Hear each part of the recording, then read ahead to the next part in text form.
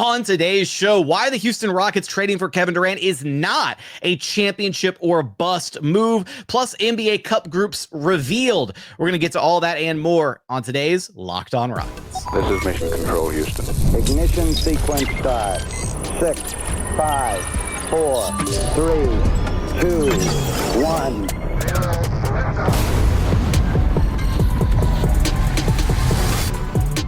What's up and welcome to another edition of Locked On Rockets, your daily podcast home for everything Houston Rockets basketball. As always, I'm your host, Jackson Gatlin, native Houstonian and credentialed media member. I'm also the host of Locked On NBA Thursdays. Be sure to follow along wherever you listen to your podcasts or on YouTube. Just search Locked On Rockets, where the best way you can help us grow our show is to listen every single day on a podcast platform of your choosing, and then like, comment, subscribe on YouTube. And as always, thank you so much for making Locked On Rockets part of your day every single day, whether it's on your way to work, on your lunch break, in the gym. Thank you so much for being an everydayer. On today's show, a little bit later on, we'll get into the NBA Cup groups being revealed for the NBA Cup tournament next season. Rockets getting the short end of the stick once again, it feels like, with their group setting. We'll talk about that. We'll go over the different teams and whatnot. But the main focus of today's show is going to be on this idea, this narrative that has started to form surrounding the Kevin Durant trade for the Rockets. And it's this idea that the Rockets are championship or bust, quote unquote, after making the deal for Kevin Durant. And I just think that's completely incorrect, honestly. There's no two ways about it. I feel like that is the completely wrong way to view this move. Now, I will say, right, just to clear things up really quickly, on the surface, right, the expectation is to win a championship. You trade for Kevin Durant, the expectation is that you are now firmly in title contention mode, and that you should, like, the floor of this team, the expectation should be, like, at a minimum, Western Conference Finals against, like, one of the Thunder or the Nuggets. And then ideally, right, a finals trip where you get a legitimate shot, 7-game series, winner take all, to win yourself a title. And ideally, right, you have multiple chances, multiple bites at the apple over these next 2 to 3 years with Kevin Durant before he eventually decides to hang up the sneakers, right?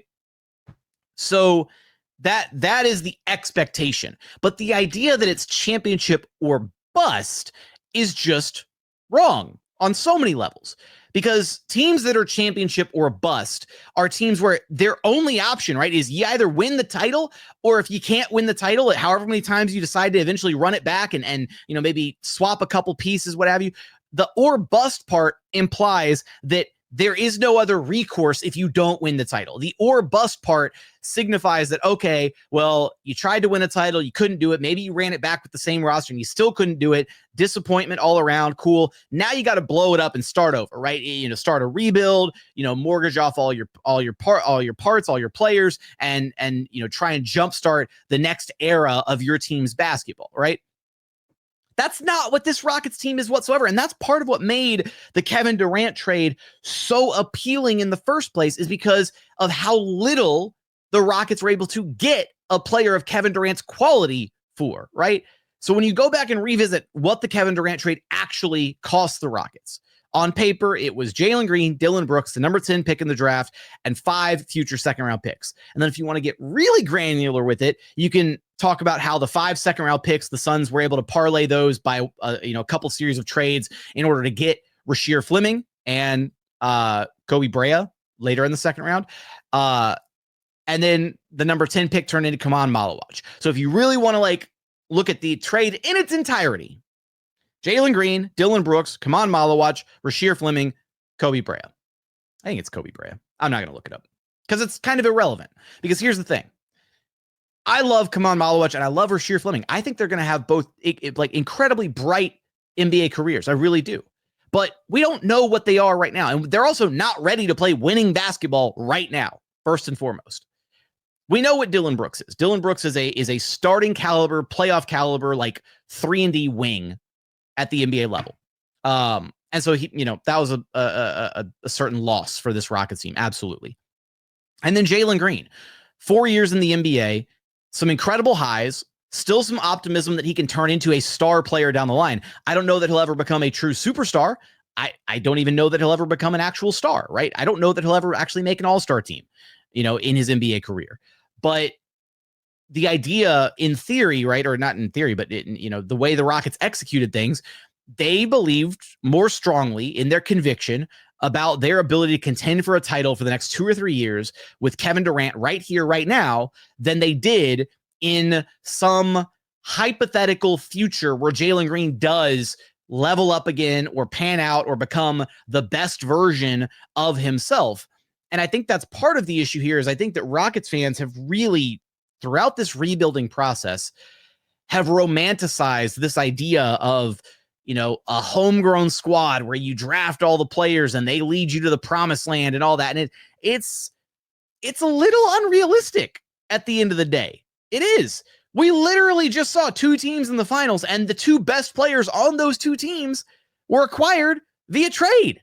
Now, granted, I still fully consider Tyrese Halliburton and I consider SGA both like homegrown products, because nobody's going to look back at SGA and be like, man, his time with the Clippers or Tyrese Halliburton with the Kings. No, those teams traded them when they were incredibly young, right? And it's very different because I've seen this dynamic compared to as well. It's very different than the Rockets trading Jalen Green after 4 years in the NBA, given multiple opportunities to show that he can be the future star that this organization wanted him and needed him to be, versus SGA and Halliburton, who were dealt much earlier in their careers before either of the Clippers or Kings really knew what they had at their disposal. So, mistakes by those organizations, and maybe even the Kings wouldn't necessarily view it as a mistake. They might now, hindsight fully 2020, but it also got them the 3 seed in the playoffs, and Domantas Sabonis and De'Aaron Fox was a nice pairing while it lasted.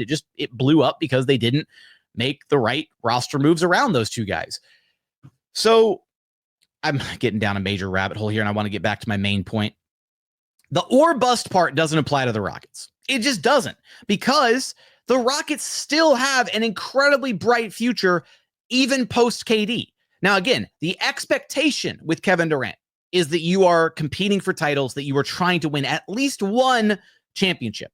And there will be a level of, I think, valid disappointment if you are unable to achieve a title after making this move for KD. But it's not the end of the world, because the Rockets still have so many young players with incredibly bright futures. They still have a treasure trove of future assets. And in order to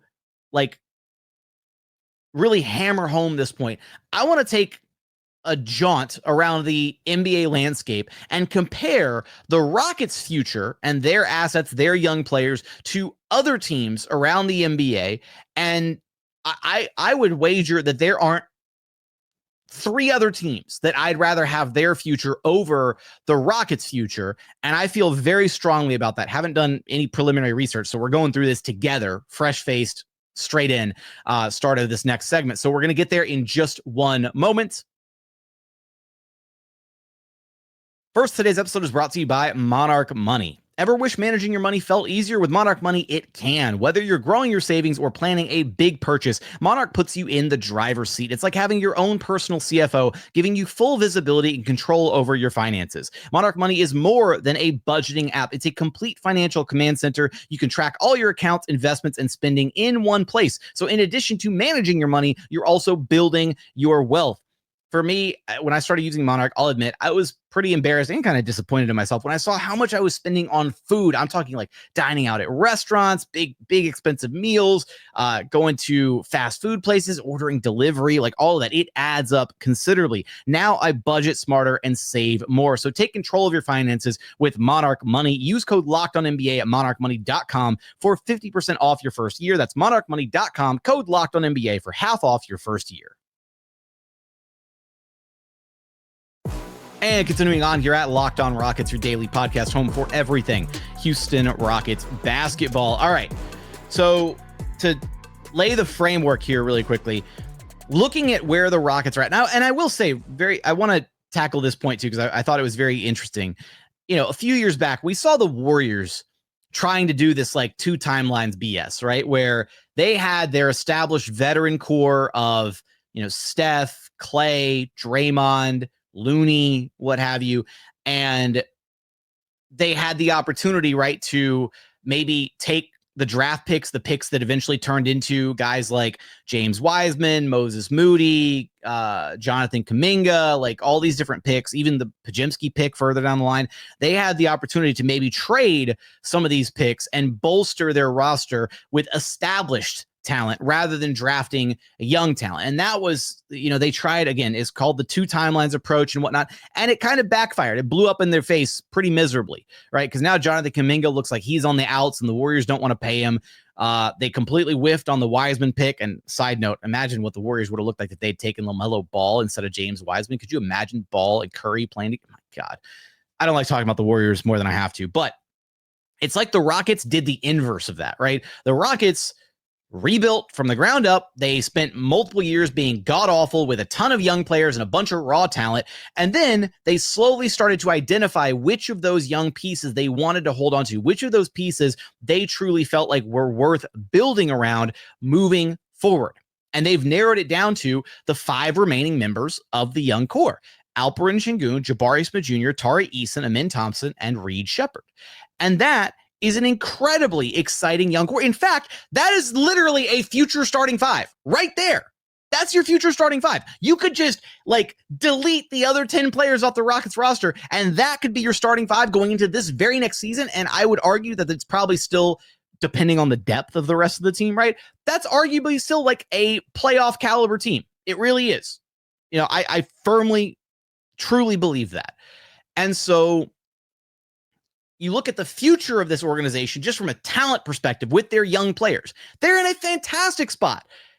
Half the teams in the association would kill to have these 5 young players as their de facto future. But not only that, they also have a ton of assets in the war chest. And that's the beautiful part about this. They still have the 2027 Suns first round pick. And by the way, the Suns just fully committed to Devin Booker with his 2-year, $150 million extension. Dude's going to be making $75 million a year at the end of that contract. And look, the Suns, they've made some nice moves this offseason. I like what they've done. I really do. But they're still going to be fighting for maybe a play-in spot in the brutal Western Conference. And if after retooling around Devin Booker and making this deal and trying to bolster the roster, if they don't even sniff the playoffs a second straight year, and if they come out the gate the following season and really start to struggle, and if they don't look like they're putting things together, maybe Jalen Green doesn't pan out as this, new change of scenery star player, get to the desert, become an all-star type thing that a lot of Jalen fans think is going to happen, then I don't see how much longer Devin Booker is going to stay loyal to that franchise. He's coming up on 30. He's going to want to win a title. And I could very easily see Devin Booker requesting out and therefore skyrocketing the value of that 2027 Suns first round pick.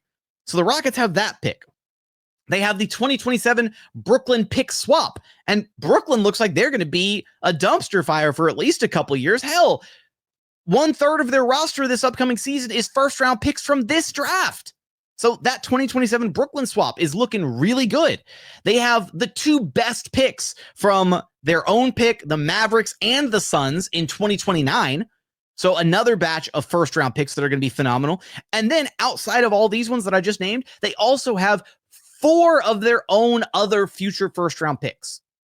So the Rockets are in a perfect position to have not only the ability to contend right here and right now with a young core that has started to cement itself as one of the most exciting, capable young cores in the NBA between Alperen Sengun, Amin Thompson, Jabari Smith Jr., and Tari Eason. And I'm not lumping Reed Shepherd into that just yet. He needs to prove himself this next season. And so there is a lot riding on Reed Shepherd panning out. And if Reed Shepherd, if he's a bust, if he doesn't pan out, if he struggles, if he can't be the future starting point guard in the backcourt with Amin Thompson, then that certainly makes things a little bit murkier for the Rockets' future. But at least right now, we give the Rockets the benefit of the doubt.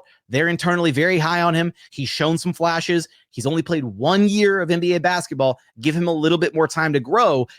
I feel confident in that future 5. And that future 5 may very legitimately be the future 5-man starting lineup of this Rockets team at some point down the line. And in the post KD era, look, if none of these 5 players ever truly ascends to being your number 1 guy on a championship team, which I fully still believe that Amin Thompson will absolutely get there one day. But even if he doesn't, even if Sengun and Amin Thompson are just like bona fide, like all-star caliber players, and Jabari and Tari are really great role players, and Reed Shepherd is like a, basically we'll just say if Reed Shepherd just turns into Fred VanVleet, but a better shooting version of Fred VanVleet, the Rockets still have all the assets available here to swing a big trade to go get themselves an established star that better matches the timeline of all these other young guys, right? Yes, they got Kevin Durant because he was cheap. He's 36 right now. He'd be 37 at the start of the season. It would have been great if they could have gotten KD 5 years ago, right? 7 years ago in the middle of his prime instead of, in the twilight of his career. But that's not the way things worked out. And they still got a version of KD that is absolutely still a top 10 player in the NBA. And down the line, they can swing another trade for a disgruntled star, a player that wants out, and a player that potentially wants to come team up with those 5 young players who would all be entering their respective primes, and Ime Udoka, who's one of the most appealing head coaches to play for in the entire NBA landscape. So going through all of that, I think really quickly, I want to go through, and I'm gonna kind of speed run part of this because I think most of these teams are very clearly like, no, you wouldn't take their future over the Rockets' future. So I'm gonna work my way through a bunch of these teams. So Clippers future, flat out no. Warriors future, no. Old Twilight career guys, no. Lakers future, maybe because Luka, but like even Luka by himself, I don't think you swap for everything the Rockets have for their future. So no. 76ers, Pelicans, Kings, Heat, Suns, nope. Their futures aren't brighter than the Rockets' future. Nets future, no, they're literally in phase. They're where the Rockets were a few years ago. They're in phase 1 of their rebuild. They're just throwing first round picks at the wall and hoping something sticks. So not the Nets, not the Blazers, not the Bulls, not the Jazz, even though I like Ace Bailey, but not the Jazz. Wizards are an interesting one because I think they're doing kind of what the Rockets did as well, really like, cultivating all this young talent, but they still don't have like a guy clearly yet. And maybe it's Trey Johnson, but I still don't think I still like the Rockets future over the Wizards. Pistons, really love Cade. He's already an all NBA caliber player, like Asar Thompson too. I don't like the Pistons future more than the Rockets. So no. Raptors, no. Hornets, no. Nuggets future, Bucks future, no. Mavericks future, like, yeah, they've got Cooper Flagg and Max Christie and Derek Lively, I guess, but I wouldn't trade that for what the Rockets have. So no to the Mavericks. Knicks, no. They're in contention, like win now, right now. Wolves with Anthony Edwards is an interesting one because it's Ant. But outside of Ant, Rob Dillingham, no to the Wolves future. Wouldn't trade, this entire Rockets team for just Anthony Edwards and Rob Dillingham. And I don't even think they've got like a ton of draft assets to be able to really utilize. This is where things start to get a little interesting. Cavs with like Garland and Mobley, and I think they're still a little juiced on their future assets because of the Donovan Mitchell trade, but like Cavs, interesting, but I still think no. Hawks, another interesting, very young, exciting team. You count Trey, I guess Trey and Luka, same draft, same age approximately. So like, sure, Trey still counts towards the future. But then you've also got, Dyson Daniels, Zachary Risachet, Jalen Johnson, Onyeka Okongwu, Asa Newell off the bench, Nickeil Alexander-Walker. Like, I don't know. Hawks are a very interesting team. I still don't think I'd trade the Rockets future. Memphis Grizzlies, Triple J, 2 young stars, legitimate stars already in the NBA, a bunch of other young talent on their roster. Jalen Wells, Zach Edey. They just drafted Cedric Coward, who I really like. They've got some assets for the future. Still don't think I'd swap the Rockets for them. And you could call that one homerism if you want. I think the Rockets' young pieces are going to go either right now better or going to be better than what the Grizzlies have. Truly feel that. And then you get to I think this is the first one that becomes a really compelling argument. The Pacers. The Pacers with Tyrese Halliburton and Andrew Nembhard and Aaron Nesmith, Benedict Mathurin, like they're one of the younger teams in the NBA. They've still got draft capital down the line. They're fresh off a finals run. Like, I think the Pacers become a team that you really consider. Would you trade the Rockets' future for the Pacers' future? I don't know if I'm all the way there. I'm like on the bubble for that one, but that's the first team where you like start heavily considering it, I think. Celtics future, absolutely not. Wouldn't do it. And then this is like the final tier of teams because you're down to the Rockets and then the Magic, the Spurs, and the Thunder. I'll start with the Magic because I really don't like, even though I commend them for what they did and I love what the move that they made this season by, trading for Desmond Bane and going all in, and the East is wide open. I think they'll be a top 4 seed in the East next year. I still don't think I'd trade the Rockets' future for a future of Banchero, Bane, Suggs, and Wagner. They've got a few other young players up and down their roster as well. But they're also like, this is their all-in move. Like the Magic traded, 4 or 5 picks for Desmond Bane. That is their all-in move. The Rockets still have an all-in move to make if they want to. That's the impressive thing about how this roster has been constructed. And so I think I give the edge to the Rockets. And so I would not take the Magic future over the Rockets future. And then it comes down to these final 2 teams, the Thunder. And I think, unfortunately, you have to say yes. You say yes to the Thunder's future. They're the youngest team in the NBA. They just won a title. They've got SGA, unanimous MVP, or like clean sweep of the MVP. I apologize. All 3 MVP awards, conference finals, and regular season.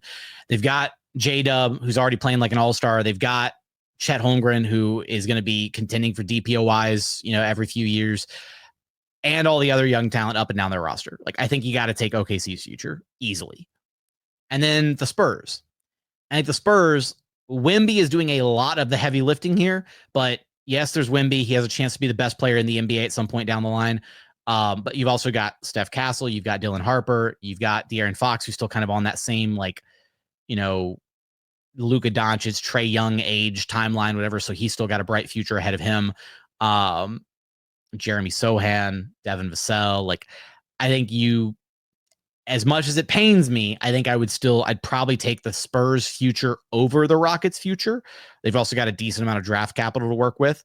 So with that being said, that's only 2 teams out of 29 other organizations that I think I would confidently say, or begrudgingly, however you want to describe it, would swap the Rockets future for their team's future.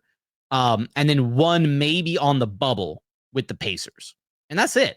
That's really all there is. And so not only are the Rockets actually at their peak right now, being able to contend for a title this very next season and having 2 to 3 years to contend with KD, but they also have a top 3, at no worse, top 5 future in the NBA as well with all their young players. So hopefully that means we can maybe dead these conversations about championship or bust with the Rockets, because it's certainly not or bust. It's championship or what's next, like after KD, right? And that's going to be the question. And it's still going to be what now. Even if they win a title with KD, they're still going to have to figure out what the next iteration of Rockets basketball looks like post KD. And, it'd be a lot easier to figure that out if you win a title. So with that, that's going to do. I'm curious your thoughts, though. Are there any other teams that I missed that I glossed over who you would trade the Rockets future for? I still think they're clearly top 3 in the NBA as far as bright futures, at no worse than top 5. And they're still competing for a title right here, right now, which is literally the best of both worlds. So give me your thoughts about that in the YouTube comments. Coming up, I want to talk about the NBA Cup groups being unveiled. We'll get there in just one moment.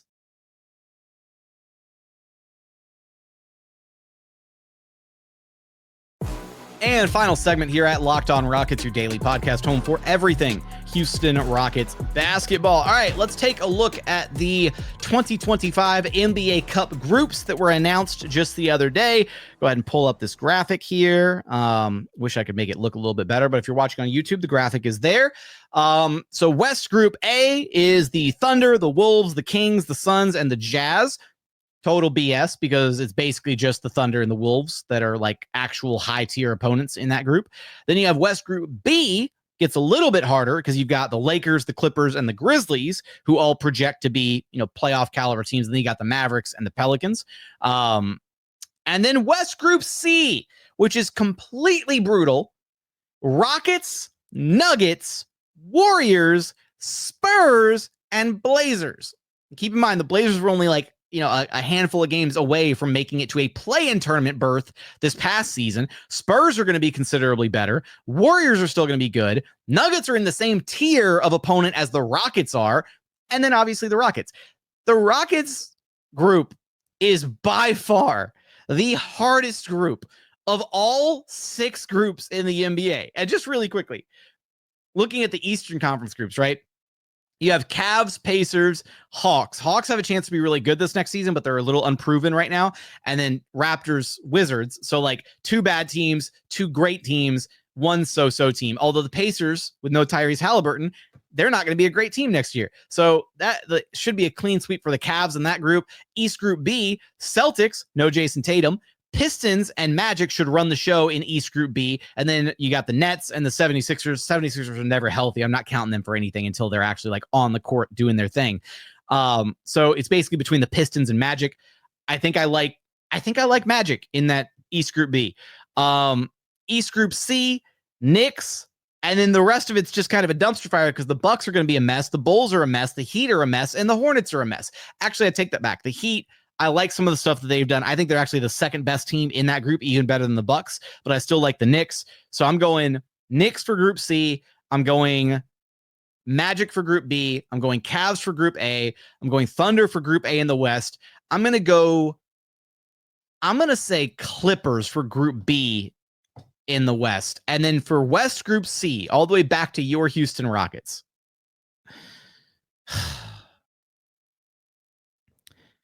I think they're going to be younger and hungrier than the Nuggets and the Warriors about trying to win. And I'm going to remove this graphic now, just put it back to how it's supposed to be. I think the Rockets are going to still be a younger, hungrier team than the Nuggets and the Warriors, because again, those teams are teams that have literally been there, done that, won a title. Their goal is going to be to make it to the end of the regular season in one piece. And granted, Kevin Durant, Fred, Jeff Green, some of the vets on the Rockets have won titles as well. But I think it's going to come down to between the Rockets and the Spurs in West Group C. And I say that because I think the Spurs being on the come up, having missed the playoffs this past year, really they were gunning for it, right? Wemby's injury kind of derailed them. I think that the Spurs, pending health for Wemby, are going to be fighting absolute tooth and nail to kind of make a name for themselves, just like the Rockets did during their, push towards the NBA Cup Finals this past year, after missing the playoffs the previous year, going 41-41. The Spurs, I think, are going to be on the same trajectory as the Rockets. I don't know if they'll jump from missing the playoffs entirely to winning 50-plus games this next season. I still think the Spurs are 1 year away, but I think they'll actually firmly be in the play-in tournament mix this upcoming season before finally leveling up one more time and being squarely in playoff contention discussion, what have you, one more year down the line. But I'm going to say the Rockets win West Group C. I'm not going to do the whole tiebreaker, whoever the hell. Although I will say, I bet the wild card team comes out of West Group C, because that group is just monstrous. Rockets, Nuggets, Warriors, Spurs, Blazers. My God, the Rockets just get screwed, man, in these tournament groups. It would have been so much nicer to be in either of the other two groups in place of one of the good teams from those two groups. So with that, I'm curious your thoughts on the NBA Cup tournament groups. Let me know your thoughts in the YouTube comments. I want your thoughts on the championship or bust discussion. Give me your thoughts on that stuff as well. But that's going to do it for today's episode. As always, thank you so much for checking out the show. Remember, the best way to help us grow the show is to listen every single day on a podcast platform of your choosing, and then comment, subscribe on YouTube. But as always, thank you so much for watching. Thank you so much for listening. And we look forward to having you back right here at Locked On Rockets, your daily podcast home for everything Houston Rockets basketball.